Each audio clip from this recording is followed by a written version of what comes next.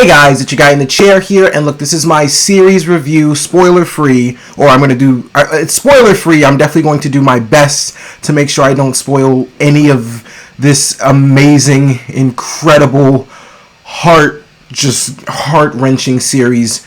But this is my series review of Sex Education, the Netflix original series that has just came to its end. I think the season 4 released maybe like a month ago, and I don't even know how I'm going to do this review. I'm kind of just going to, just figure it out as I go along, because this is really just going to be me ranting about my journey with this show and how this is easily one of the best binging experiences I've ever had. Like, this show, I literally just got done with it, just turned the camera on.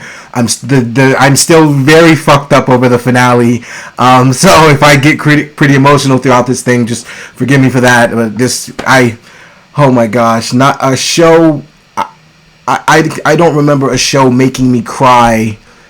Multiple different emotions though. Tears of joy, tears of sadness, tears of realization. So many different things. Never in my life has a show made me cry so much. So if I start crying as I start talking about this show, just forgive me for that. But honestly, where I want to start with this show is, guys, what the fuck? Why didn't anybody tell me how amazing this show is? I literally just found out about this show a month ago, literally, and I didn't see anything about it on Twitter. I did see an advertisement that, season 4 release, it's its final season and things like that, but I just came across this show on Netflix, and I'm thinking to myself, oh, it's called Sex Education, and the horny teenage boy that's still in me just thinks, Sex Education, and just automatically clicks on it, and it's not what you expect at all. I mean, it starts out that way. So kind of an overview of what the plot is. Basically, we're following a young kid named Otis who is an adolescent teenager, literally just trying to figure out his life, and sex is becoming a big part of everyone's world. Literally everybody in high school is having sex, and whether you're gay, straight, queer, like whatever the case may be, whatever you're into, everybody's trying to do it and figure out how to do it in a way that makes them feel like themselves. And Otis finds out he has this gift, just like his mom, where he's a sex therapist. So he becomes the school sex therapist in an underground way, because he can't necessarily be the official school sex therapist, but it just opens up a lot of doors to a lot of different conversations, and it introduced me to a world and a plethora of characters that will probably never leave my heart. Fuck, I'm getting emotional already. But that's just the overview of this, and what this review is really going to be is just me ranting about my journey with this show and these characters, and just how they all snuck their way into my hearts, and they will never ever leave. Like I said, this is definitely one of the best binging experiences I've ever had. Kind of want to start this whole thing by just apologizing to Emma Mackey, because after Death on the Nile, and she was in Barbie too, but I didn't realize that they were Barbie had sex education characters until I saw Sex Education and realized, oh, they were in Barbie. But I want to start by apologizing to Emma Mackey, because I completely underestimated her acting ability. Emma Mackey is Maeve Wiley, easily one of my favorite characters I've gotten introduced to this year, easily my favorite character in the show, and she easily gave one of the best performances in that damn show. Like, it's really not close. Emma Mackey, you are absolutely brilliant. I've fallen madly in love with you now. So, like, I literally have an Emma Mackey obsession. I have to see her in so many more things. I am hoping she gets a lot of work, because she's insanely talented. She's so good at capturing very heartbreaking emotions. She's very great at just capturing so many different, and she's very good at expressing so many things with just her facial expressions. That was one thing about Maeve Wiley I love, that you could tell a lot about Maeve without her even speaking, just due to her facial expressions and the way she just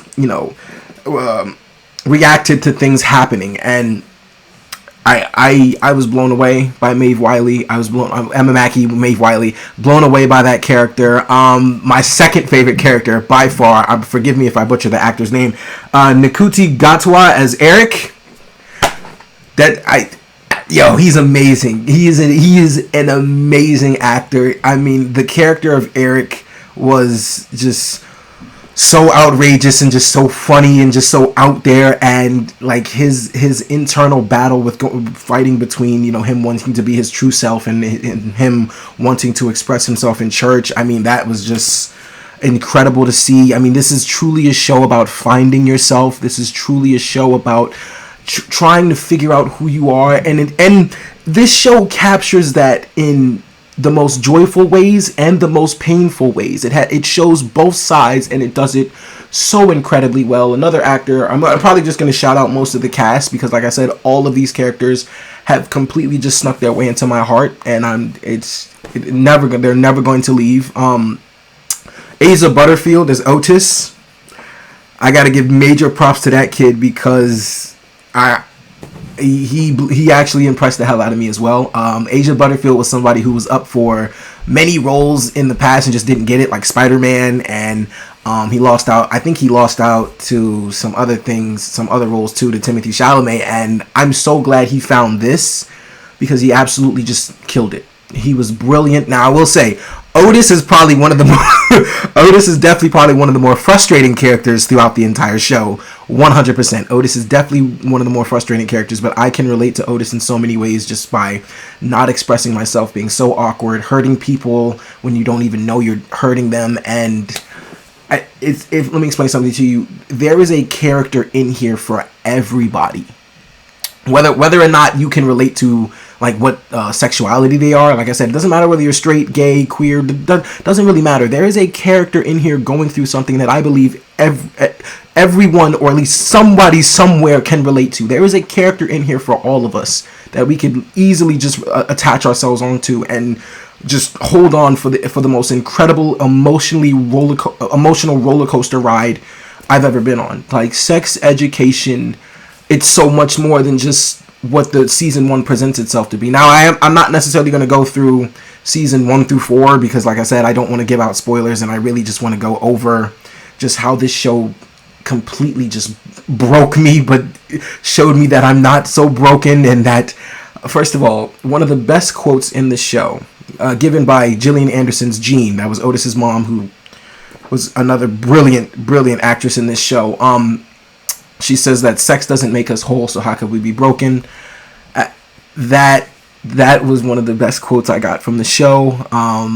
Just a little personal journey. It's like, for me, being a guy, and like, I love my friends to death. Like, they have a lot more sex than I do, and sometimes I don't necessarily feel like I'm like them, or I'm not. I can't necessarily relate, because I don't just want to have sex with anybody. I want it to be true love, and love nowadays is so complicated and so frustrating, and I feel like a lot of people don't even know what it means to truly be in love or truly aspire to love someone. But that's just how I feel. I can't just have sex with anybody. I can't have sex with no emotional attachment whatsoever. It's just not who I am. It's not who I've been, and this show highlights that for me. That's something that, you know, was pointed out plethora of times, that when people around you are just having so much sex, and it just feels like you're the only one just not being able to relate, or being able to express that yourself in that way and relate to your friends in that way, it makes you feel alone. And I've definitely felt alone in a lot of those ways. I'm so sorry. This is supposed to be a review, and I'm damn near doing the therapy session. But I just want my expressions and the way that I'm describing my feelings about this show to inspire you guys to just go watch it. Because truly, just sitting here telling you about all the plot details, telling you about what happens, it's not going to truly highlight what this show has for you. You have to experience this for yourself. You have to experience these characters or for your own, these storylines. You have to go on this journey for yourself. And that's really what this show highlights. It does it in such a very beautiful way. Another character that I definitely want to shout out, the guy who plays Adam Groff. What's his name? Where's he at? Connor Swindles. Adam Groff and his dad, Mr. Groff. That was another relationship that I could 100% relate to, because me and my dad definitely had a complicated relationship, to where I felt very small about a lot of things, and I always felt like I was going to disappoint him. And Adam, first of all, Adam, I'm going to address them by their character names, because I don't know the actors' names too well, but Adam Groff and his dad, Mr. Groff, their father-son dynamic, they captured that relationship so well. and the awkwardness and just the tension and just the uneasiness they have around each other.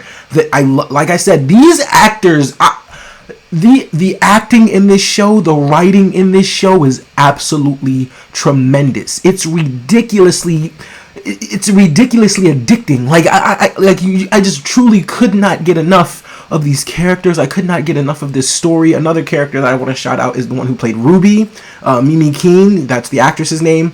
She killed it, and I loved how they had a very beautiful, popular girl who has not necessarily a traumatic past, but she has a past that she's not very proud of, and she wants to hide that, and she does that by being mean and being as pretty as possible and just having the latest fashion trends and being so popular, and she tries to cover all that up. And a lot of characters in this show are trying to cover up their insecurities in many different ways that I'm sure, like I said, everyone can relate to somebody in this show hiding an insecurity, or everyone can relate to hiding some sort of insecurity about ourselves that we just feel like if people were to see that, they would think other things about us. They would think we're ugly. They would think we are just not good people. And it's just, oh man, it comes down to the fact that, you know, even through all those insecurities, that somebody's going to find us in those hard times, and somebody's going to see that insecurity at some point, and they're going to love it. They're going to love us for it.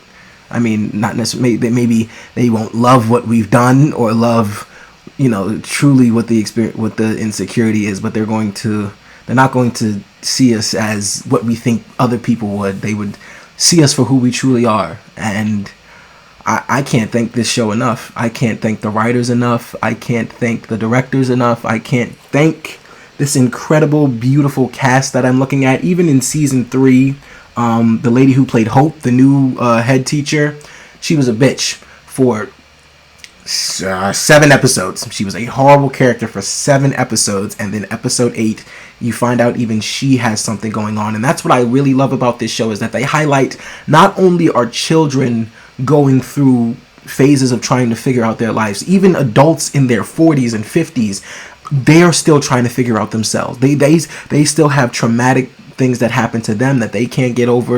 It shows and it highlights people of all ages and all age ranges just trying to figure it out. And that's really what stuck out to me, and what's most important about this show is that it makes you feel like it's not only the kids. Everyone's trying to figure their shit out, and life is hard. Life gets really hard, and some crazy things happen at times, which is why really Maeve was one of my favorite characters, because she got it the worst. I would say Maeve had definitely one of the more traumatic stories in the series, and her story and the way Emma Mackey handled those emotions were just so amazing. It was so beautiful, so amazing. Another character I 100% have to shout out that I loved, Amy Lou Woods. That's the actress's name. She played Amy. Amy was one of the bright spots, one of the biggest bright spots of the show. I loved her smile. I loved her perky personality. I loved how talkative she was, and I truly, and her story that happens in this show, I'm not going to get too much into it because it's a very big part of her character. What happens to her character and the way she handles it and the way she goes out about it, I loved the way that was handled. Another thing that I truly have to praise this show for is just how diverse the characters are, how you're seeing people of all different skin colors, all different looks, all different sexualities. You're seeing so many different people throughout this cast that truly, like, when I'm watching them, I'm like, I know at some point, like, these kids really had some traumatic insecurities, or they still probably were carrying insecurities about themselves. But being able to watch people who look much different than one another, and being able to come together and bring to life a story like this, like I said, it brought me to complete tears. Never have I ever cried so much during a show like this. Just like I said, tears of joy, tears of sadness, tears of recognition. I'm still looking at the cast to make sure I don't miss anybody. There's so many people to point out. But those definitely were my favorite. Jackson, he was a good character too. Jackson is probably like lower on the totem pole for me. He's a good character. I just wasn't the biggest fan of his, but Maeve, I probably say Maeve, Eric, Amy, honestly Ruby, Ruby surprisingly became a fan favorite of mine. Otis is probably like number 6. If I had to put one other person over him, it'd probably be Adam, for sure. Only characters I really wasn't the biggest fan of was Ola, and I loved Jakob. I hated what happened to Jakob, and that really made me sad. But actually, I'd have to put Otis's mom, over Otis too. Like I said, Otis frustrated me quite a bit throughout this show, but I could resonate to the kid a lot. He reminded me of myself. I think that's why I was so frustrated by him. But like I said, guys, look, this is one of the best shows on Netflix by far. One of the best binging experiences I've ever had. The finale messed me up so much. I can't even get into detail as to why. This show gave me hope. This show was definitely a comfort show for me in a lot of ways. I'm so sad it's over. This show just really brought to light a lot of things about what life can be, and the way you see things, and just the way you think people see you, or the things that our mind can make up about how we think other people view us. And that's just not the case at all, but we never know until we try. I think first of all, this show had so many phenomenal quotes. I think one of the quotes were, in order to get over fear, you have to give action, not thought, or something like that. That was incredible. Another amazing quote by Isaac, who is a very good character as well. He said, "Nothing changes if nothing changes," which is so deep.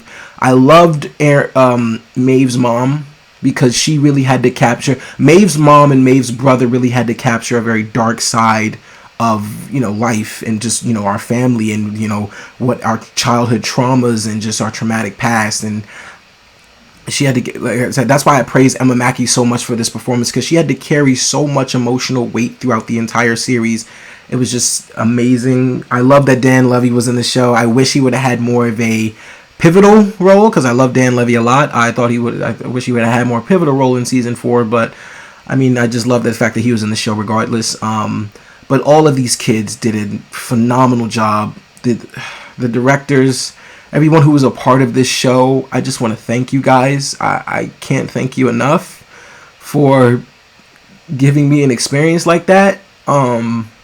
It's ridiculous. It's truly amazing. And if you have not seen Sex Education, please watch it. It's truly amazing to me how I have heard nothing about this show whatsoever. Like, I don't, even now that it's come to an end, I don't see anybody on Twitter talking about it. It's crazy, because normally when you start a show, or like when you start a show and technology talks to each other, some algorithm will end up like you start seeing a lot more about that show, seeing a lot more just clips of it pop up on social media. But that just wasn't the case for this show. I'm not necessarily sure why, but this is one of the best hidden gems on Netflix that you could ever experience, like, truly. And it's for those who may have an issue with a lot of the LGBTQ stuff in it. Please get over yourself.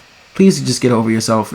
That's not the gist of what this is. The gist is people are scared. People are trying to find themselves, and they can only do it the best way they know how. And it's better for us to just be there and support it, or just shut the fuck up and don't say anything at all. Don't demean others. Let's just come together and just start supporting one another, man, in times of loneliness, because that feeling of loneliness is something that I think a lot of us have. It's definitely something I'm battling with, because I want to be in love so badly, but I can't rush into it. But like I said, I can't go into no therapy session. Look, Sex Education, guys, truly one of the greatest binging experiences I've had this year of all time.